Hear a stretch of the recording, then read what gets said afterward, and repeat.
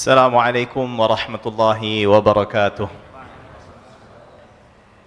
Alhamdulillahi rabbil alamin, wabihi nasta'inu ala umuri dunya waddin, wassalatu wassalamu ala al-mab'uthi rahmatan lil alamin, sayyidina Muhammadin as-sadiqil wa'dil amin, wa alihi at-tahirin at-tayyibin, wa sahbihi al-ghurril mayamin, wa man tabi'ahum bi ihsanin ila yaumiddin. Allahumma 'allimna ma yanfa'una wanfa'na bima 'allamtana wa zidna 'ilman yanfa'una. Rabbi shrah li sadri wa yassir li amri wahlul 'uqdatan min lisani yafqahu qawli. Para afadil al-mukarramun, al-asatidzah, terutama yang paling utama Ustadzuna Ajir Ubaidillah dan Ustadz Ridha Abdul Fattah, yang semoga Allah subhanahu wa ta'ala senantiasa menjaga beliau berdua dan memberkahi umur dan juga setiap amal yang beliau berdua lakukan. Tak lupa juga Al-Faqir sampaikan terima kasih kepada segenap yang berpartisipasi di dalam penyelenggaraan acara ini. Semoga Allah subhanahu wa ta'ala menjadikan pertemuan kita di tempat yang mulia ini, tempat yang diberkahi ini, sebagai salah satu di antara langkah-langkah kita yang menghantarkan kita semua menuju keridhaan Allah subhanahu wa ta'ala. Para jamaah sekalian, tadi Ustadz kita Gus Ajir Ubaidillah hafizahullah ta'ala sempat bercerita panjang dan menyampaikan banyak faedah mutiara-mutiara hikmah yang berasal daripada ilmu yang beliau miliki berkaitan tentang silaturahim dan bagaimana Nabi Muhammad sallallahu alaihi wasallam mempersatukan dan mempersaudarakan di antara sahabat-sahabatnya dari kalangan Muhajirin dan kalangan Ansor. Dan juga beliau sempat menyampaikan kepada kita semua perihal bahwasannya persatuan ini merupakan sebuah hal yang sangat amat penting, sehingga itu menjadi salah satu agenda awal yang dilakukan dan diperhatikan oleh Nabi Muhammad sallallahu alaihi wasallam. Lalu pertanyaannya, bagaimana ketika persatuan itu sudah kita dapatkan dan Allah tabaraka wa ta'ala anugerahkan kepada kita semua, bagaimana cara kita untuk merawatnya? Maka pada kesempatan yang singkat ini ya, Al-Faqir akan memberikan sekelumit atau sedikit daripada ucapan-ucapan dari para a'immah dan juga kisah-kisah yang ditampilkan kepada kita semua yang memiliki keteladanan yang tinggi daripada para a'immah seperti Al-Imam Asy-Syafi'i, Imam Malik dan para a'immah yang lainnya. Yang pertama adalah perkataan salah seorang imam yang bernama Sufyan ibn Uyainah. Ya, ada yang tahu di sini Sufyan ibn Uyainah? Nggak ada yang tahu ya? Nah, jadi kita kenalan dulu. Sufyan ibn Uyainah ini, kata Imam Syafi'i, laula Malik wa Sufyan, kalaulah bukan karena Malik dan Sufyan. Sufyan di sini siapa? Ibn Uyainah. La dha'a ilmul Hijaz. Ilmul Hijaz itu sudah hilang, sirna. Artinya kedua imam inilah yang menjadikan ilmu di kota Hijaz, Makkah dan kota Madinah ini tetap senantiasa lestari. Ya. Beliau berkata, ulama unnas thalathah. Ulamanya manusia itu ada 3. Ibnu Abbas fi zamanihi. Yang pertama adalah Ibnu Abbas di zamannya. Wasya'bi fi zamanihi, dan Sya'bi Amir ibn Syarahil di zamannya, ya. Wathawri fi zamanihi, dan Sufyan Ats-Tsauri di zamannya. Nah, di sini Al-Imam Sufyan ibn Uyainah menyebut satu nama yang bernama Sya'bi.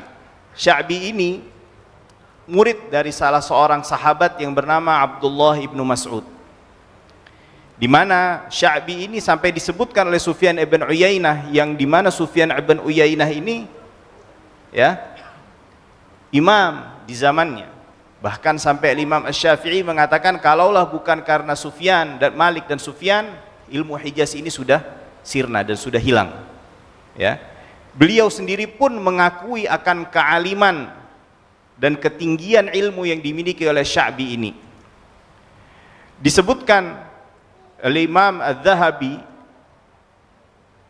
bahwasannya beliau senantiasa atau beliau pernah berkata, la adri nisful ilmi, la adri, aku berkata tidak tahu itu adalah separuh daripada ilmu. Jadi kalau kita semua ditanya, Ustadz, akhi, atau siapa nih? Bahasa-bahasa yang sekarang nih, hijrah sekarang ya, atau apa, bro, ya kan, sis, ya kan, ditanya suatu pertanyaan, lalu kita jawab, jangan sungkan, la adri, saya tidak tahu. Karena kenapa? Al-Imam Asy-Sya'bi itu mengatakan la adri, perkataan aku tidak tahu, mengakui akan ketidaktahuan kita akan sebuah hal yang sedang kita bicarakan atau yang kita ditanyakan, itu merupakan adalah separuh daripada ilmu. Lalu yang dua, yang selanjutnya dikatakan bahwasannya Imam Asy-Sya'bi itu ya dikatakan ma balagha ahadun mablagha Sya'bi, enggak ada orang yang mencapai tingkatannya Imam Sya'bi dalam keilmuan, ya. Aktsara minhu yaqulu la adri, kebanyakan daripada ucapannya adalah aku tidak tahu. Ini pertanyaannya, Ustadz kok dari tadi ngomong la adri ini apa sangkut pautnya sama merawat kesatuan? Benar ya? Ya. Di antara sebab paling besar yang menyebabkan hilangnya atau rusaknya persatuan di antara umat Islam dikarenakan banyaknya orang yang tidak berkompeten untuk berbicara. Ya.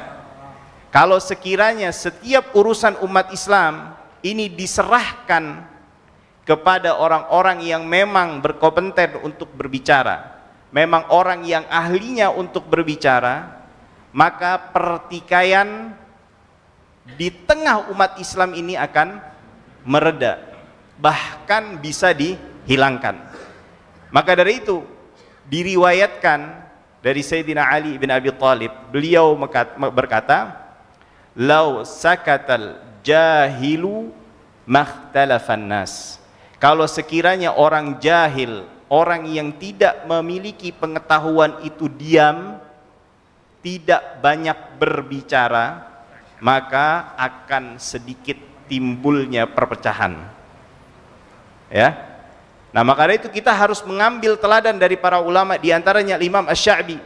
Sampai disebutkan oleh Hanzalah ibn Abi Sufyan, "Ma ra'aitu 'aliman qat yaqulu la adri aktsara min Tawus." Nah, ini ada ulama lain lagi nih, Tawus. Tawus nih siapa? Tawus nih kalau dalam bahasa Arab artinya burung merak. Namanya indah ya. Namanya indah ya. Tawus ini adalah murid daripada Sayyidina Abdullah ibnu Abbas. Dikatakan oleh atau disampaikan oleh Hanzalah ibn Abi Sufyan, aku tidak pernah melihat seorang alim ya satupun yang kebanyakan ucapannya adalah la adri melebihi daripada Tawus ibn Kaisan. Ya.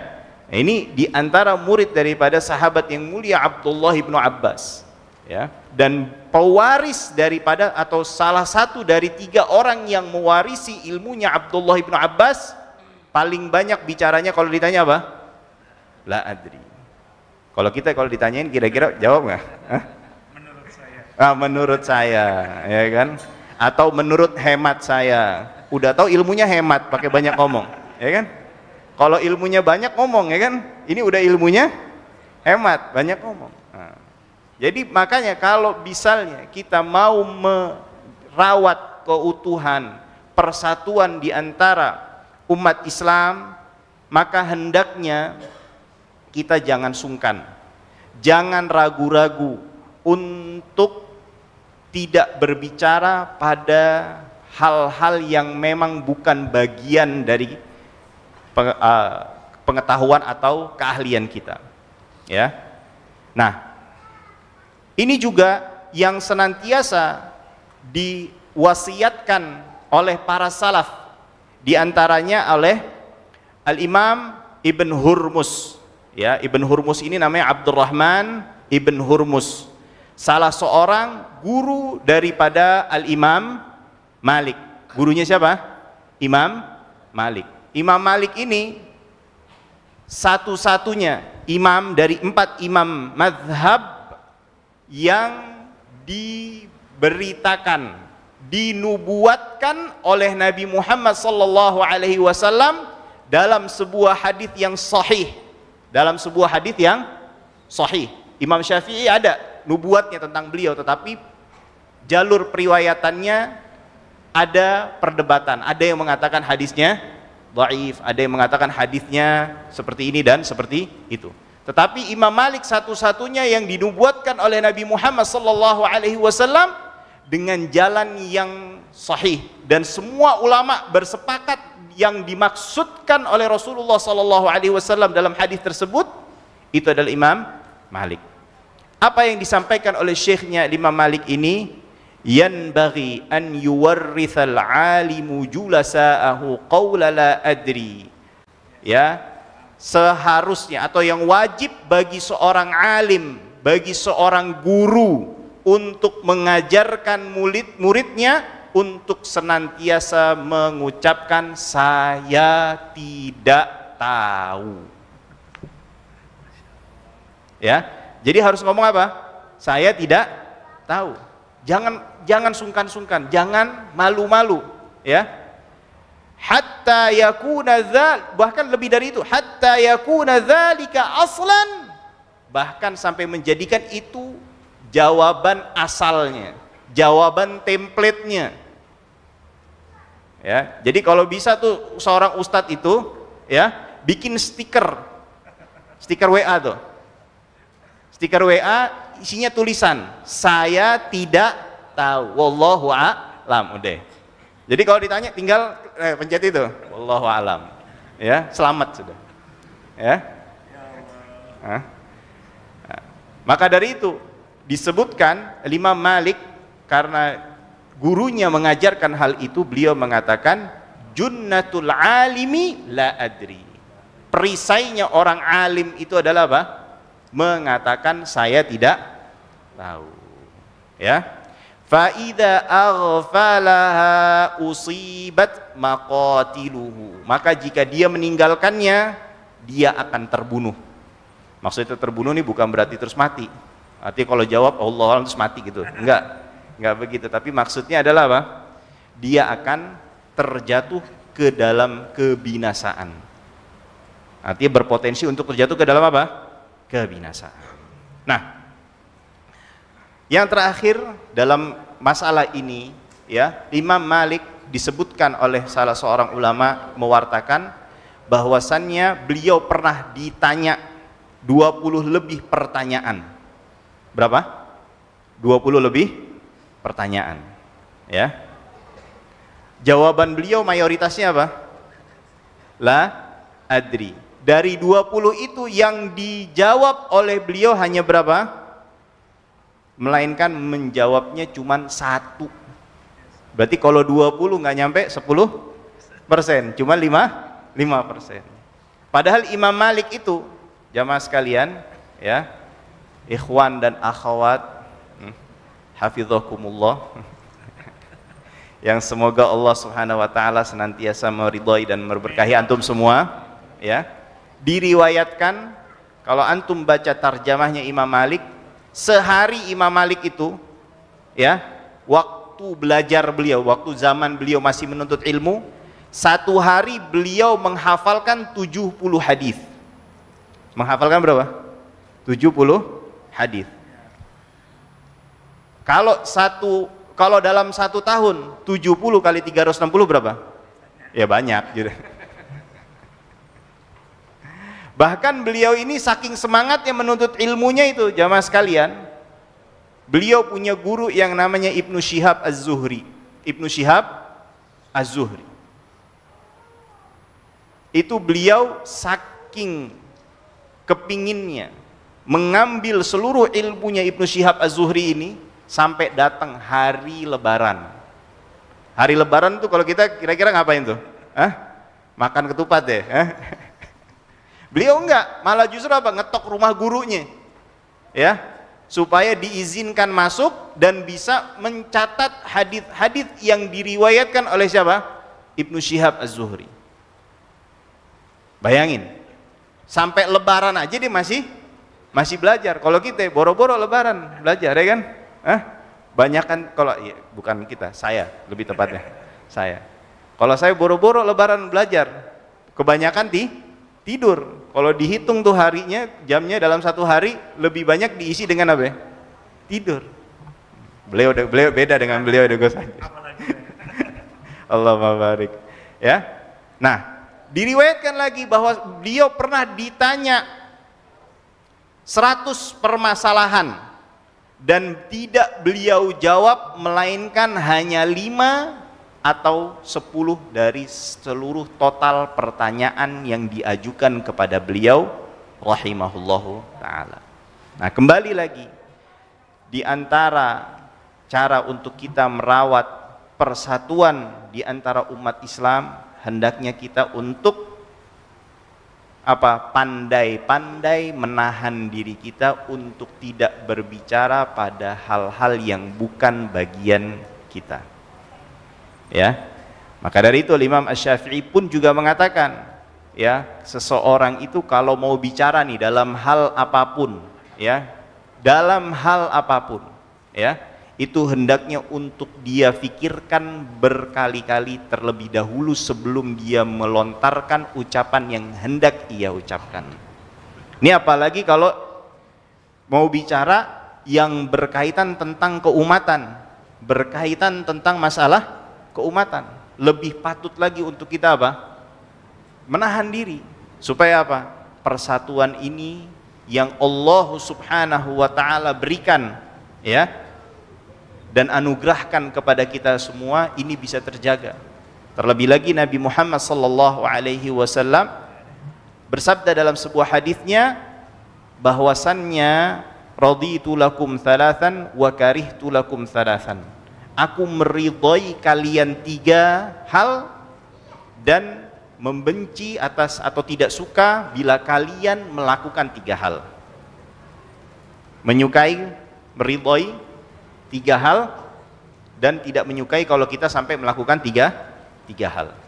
Kira-kira kita mau dapat ridhonya Nabi nggak? Mau nggak? Tapi lemes bener jawabnya. Mau apa nggak?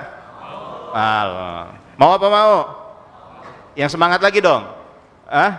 Mau ya? Alhamdulillah. Nah, beliau mengatakan yang pertama adalah anta'budullaha wahdah. Yang pertama adalah anta'budullaha wala tusyriku bihi syai'a. Hendaknya kalian senantiasa menyembah Allah dan tidak mensekutukan Allah Subhanahu wa ta'ala.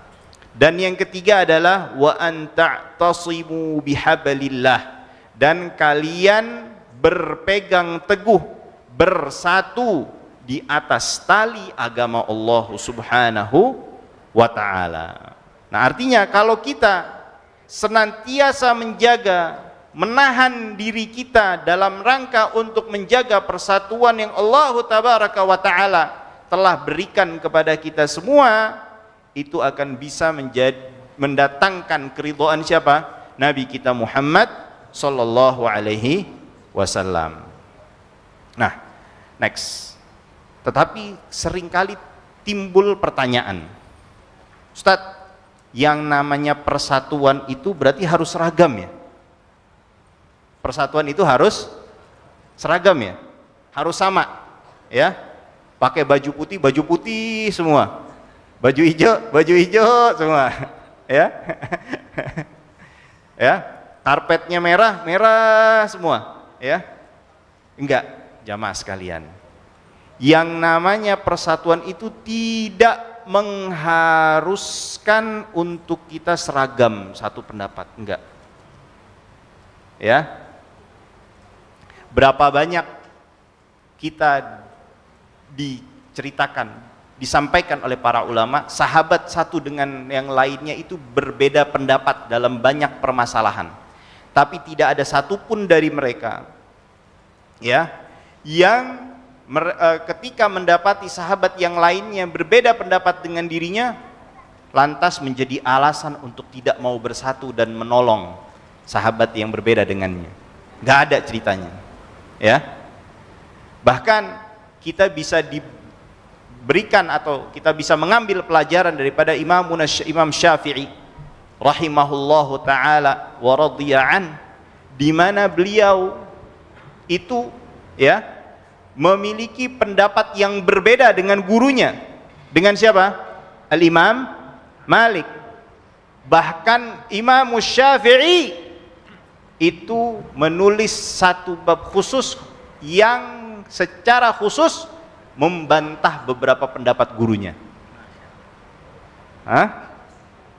Jadi nggak harus sama. Dan Imam Syafi'i sendiri ya disebutkan dalam disertasi yang berjudul Imam Syafi'i fi Madhhabil Qadim wal Jadid, karya siapa? Tahu, ada yang kenal? Dr. Ahmad Nahrawi Abdus Salam. Kenal? Nggak kenal ya. Beliau dari Jakarta ini. Termasuk orang yang pertama kali mendapatkan gelar doktor dari Al-Azhar. Ya. Beliau mengumpulkan ada 14 masalah yang dimana Imam Syafi'i merubah pendapatnya yang dikenal sebagai qaulul qadim menjadi pendapatnya yang dikenal sebagai qaulul jadid. Ya. Jadi Imam Syafi'i itu punya 3 fase. Punya berapa? 3 fase dalam hal pendapatnya atau madhabnya. Fase pertama masih mengikuti gurunya Imam Malik. Masih mengikuti siapa? Gurunya Imam Malik. Fase yang kedua itu sudah mulai tuh adanya perubahan, mulai adanya berbeda dengan gurunya Imam Malik. Itu yang dinamakan dengan madhab al-qadim. Lalu setelah itu benar-benar lebih diperbaharui lagi, update lagi pendapatnya. Itu yang dinamakan dengan madhab jadid. Yang dimana madhab qadim itu beliau sampaikan ketika beliau berada di Irak, yang di Baghdad, di saat kedatangan beliau yang kedua. Lalu beliau perbaharui ketika berada di Mesir hingga beliau wafat. Ya. Nah, lalu yang selanjutnya, sikap ulama dalam menerima nasihat. Nah, seringkali ya, kita ini ya ketika mendapati saudara kita memiliki perbedaan pandangan dengan kita, ya, lalu menyampaikan pandangan yang berbeda tersebut kepada kita, seringkali kita tidak bisa menyikapinya dengan bijak. Sehingga seringkali jadinya apa? Perselisihan, berantem. Padahal ulama kita mencontohkan, memberikan kita teladan yang tinggi, yang mulia, bahwasannya mereka biasa saja ketika adanya perbedaan pendapat di antara mereka, bahkan ketika mereka saling berdebat. Ya, disebutkan atau disampaikan oleh salah seorang murid Imam Syafi'i, Yunus ibn Abdil A'la namanya, Yunus ibn Abdil A'la. Beliau mengatakan, kana yunadhirur rajula. Imam Syafi'i itu pernah berdiskusi dengan salah seorang, ya, hatta yaqta'ahu, sampai beliau menjadikan atau mematahkan seluruh hujah-hujah yang disampaikan oleh orang yang mendebat beliau. Tapi nggak sampai di situ, menariknya, thumma yaqulu limunadhirihi, lalu Imam Syafi'i berkata kepada orang yang mendebatnya, tuqallidu antal ana qawli, engkau sekarang mengikuti pendapatku, wa ataqalladu qawlaka, dan aku mengikuti pendapatmu. Ajib, ya. Jadi Imam Syafi'i ketika berdebat nggak langsung, wah kamu nih sesat nih, ya, kamu menyimpang dari jalan yang hak, ya. Nggak begitu. Justru ketika beliau berdebat, ya, berdiskusi, yang dimana tujuan Imam Syafi'i berdebat ini bukan untuk menang-menangan. Itu lihat di Yang pertama, qala Syafi'i, ma nadhartu ahadan qat illa 'ala an-nasihah. Tidaklah aku mendebat seseorang melainkan tujuannya untuk menyampaikan apa? Nasihat. Maka dari itu beliau dengan mudah ketika mendapati bahwasannya hujjah daripada orang yang berbeda dengannya itu dari sudut pandang beliau lebih kuat untuk mengikutinya. Ya. Bahkan Imam Syafi'i mengatakan, ma nadhartu ahadan fa ahbabtu an yukhti. Aku menginginkan orang yang aku tidak menginginkan Allah Subhanahu wa taala menampakkan kesalahan seseorang yang mendebatku. Justru menginginkan apa? Artinya orang yang mendebat Imam Syafi'i itu untuk menampakkan apa? Kebenaran. Ya. Nah, jadi jamaah sekalian, cara kita untuk merawat perbedaan atau merawat persatuan kita ini adalah, yang pertama adalah apa?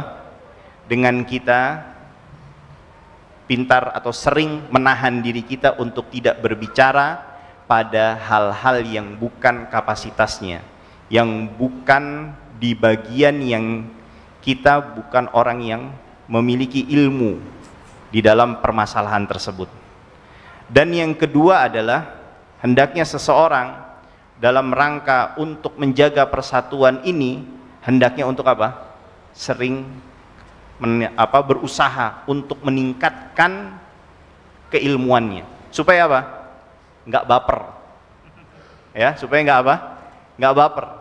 Jadi ketika berdiskusi sama orang itu terlihat kualitasnya. Ketika orang yang ilmunya semakin tinggi itu justru akan melihat ajang diskusi ini untuk saling mengambil manfaat, bukan untuk apa? Mengalahkan satu dengan yang lainnya. Ya. Nah, maka dari itu banyak hal-hal yang bisa kita ambil pelajaran dari para a'immah. Nah, justru orang yang atau sebabnya perpecahan itu diantaranya adalah, pertama adalah tidak mau memahami sudut pandang pihak lain. Itu karena kenapa? Kurang pengetahuan. Kalau orang kurang ilmu, kurang update, kurang jauh mainnya, kurang apa? Kurang jauh ngopinya ya. Kurang banyak ngopinya, kurang jauh mainnya. Nah, suka nyasar. Ya, suka apa? Suka nyasar. Kalau udah nyasar nanti apa? Ngomel-ngomel, marah-marah.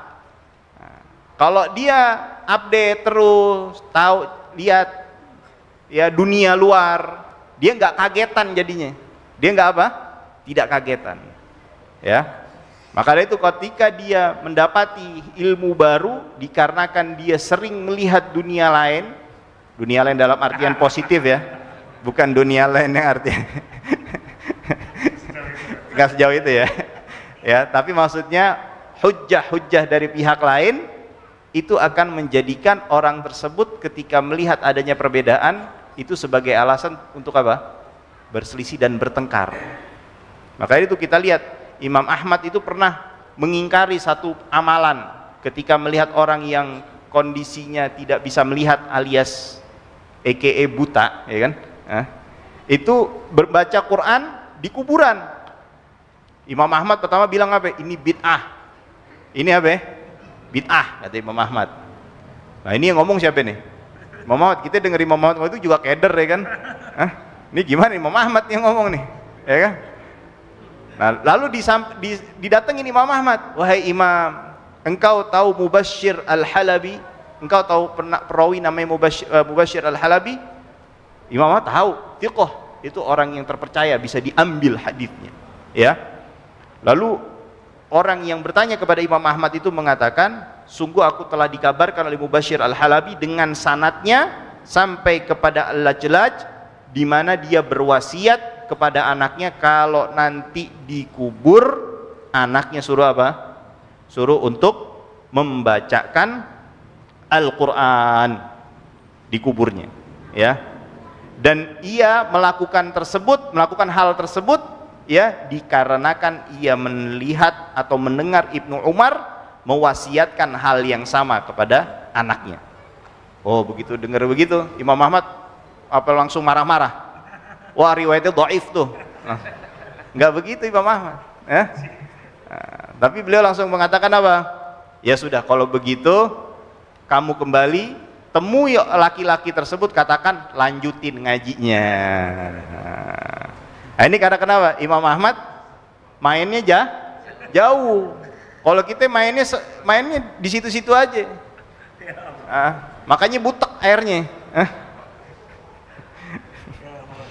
Nah, lalu diantaranya sebab terjadinya tidak terawatnya persatuan ini adalah tidak mau membuka diri dengan orang yang berbeda dengan kita. Ya, disebutkan dulu ya, antara ahlul Iraq dengan ahlul Madinah wahsyah. Antara ahli Irak, maksudnya fuqaha di Irak dengan fuqaha di Madinah itu permusuhan, bahkan sampai tingkatan saling melaknat satu dengan yang lainnya. Dulu, jangan dibawa-bawa yang dulu udah selesai ya. Nah, tetapi masya Allahnya antara tokoh kedua madrasah ini tidak seperti yang kita bayangkan hubungannya, ya. Disebutkan bahwasannya ada perbedaan pendapat antara Imam Abu Hanifah dengan Imam Malik dalam ukuran atau dalam mengkonversikan ukuran so'. Tahu so' ya? So' itu jadi gini Bapak Ibu sekalian. Dalam ukuran itu ada namanya kail, ada yang namanya wazan. Kail itu dengan wadah, adapun wazan itu dengan massa. Takaran timbangan. Nah, maka Rasulullah Shallallahu Alaihi Wasallam bersabda, al-mikyalu mikyalu ahlil Madinah, wal waznu waznu ahli Makkah. Kalau kailnya Madinah, kalau wazannya penduduk Mekah. Nah, ini tahu-tahu ahlul Iraq mengukur kailnya berbeda dengan kailnya orang Madinah. Keder kan, dengar hadisnya begitu, kailnya kail Madinah.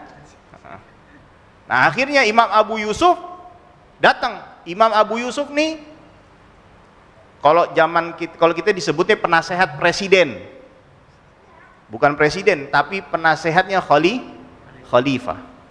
Khalifah kekuasaannya zaman itu lebih luas wilayahnya daripada presiden manapun saat ini mungkin ya. Ala kulli hal, beliau nggak gengsi menemui Imam Malik. Di situ saling bertanya informasi. Dari mana kamu wahai Malik? Kok punya ukuran soknya segitu? Kok beda dengan saya? Lalu Imam Malik ngundang seluruh murid-muridnya dan orang-orang kota Madinah untuk mendatangkan sok yang mereka miliki sambil mereka bersaksi bahwasannya sok ini adalah milik saya, yang saya terima daripada ayah saya terima daripada ayahnya, yang sahabat Rasulullah Sallallahu Alaihi Wasallam, dan ini telah disepakati oleh seluruh penduduk Madinah. Nah, mendengar begitu kira-kira Abu Yusuf mengatakan apa? Sanadnya lemah gitu? Enggak pakai ragu-ragu, beliau langsung apa?